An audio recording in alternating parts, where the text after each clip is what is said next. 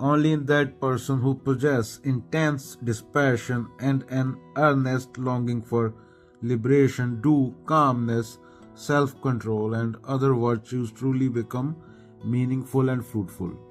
शंकराचार्य कह रहे हैं क्या करें, अगर भीतर से मन संसार से उब नहीं गया, अगर मुक्ति की प्यास सच्ची नहीं, तो ध्यान जप पूजा ये केवल आते बंद कर रह जाते हैं, हैबिट बंद कर रह जाते हैं। जब कोई व्यक्ति बिना भूख के खाना खाए तो ये स्वाद कैसा लगेगा, वैसे ही बिना वैराग्य और मुमुक्षुता के साधना बेअसर है, साधना कोई असर नहीं। मान लो एक विद्यार्थी पढ़ रहा है पर मन खेल में है, तो किताबें खुली हैं पर ज्ञान भीतर नहीं जा रहा।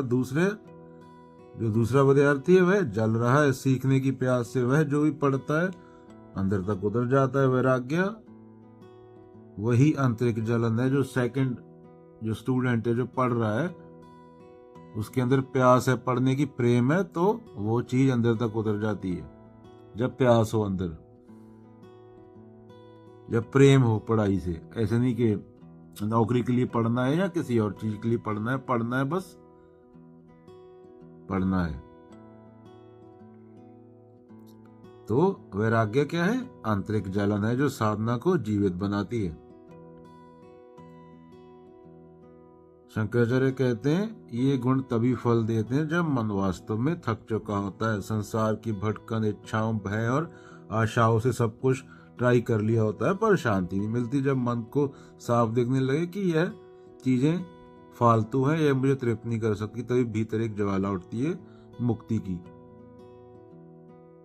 तो यह वैराग्य कोई उदासी नहीं है, यह एक स्पष्ट दृष्टि है कि जो बदलता है वह सत्य नहीं, जो देता है वह शीलता है, वह शांति नहीं दे सकता।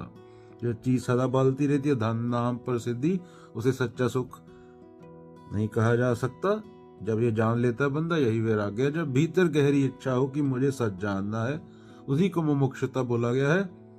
तभी ध्यान, शांति, संयम, अभ्यास सार्थक बनते हैं। बिना इस आग के साधना केवल अभिनय बनकर रह जाती है। सच्चा साधक वही है जो कहे अब बस मुझे केवल सत्य चाहिए, बाकी सब व्यर्थ है।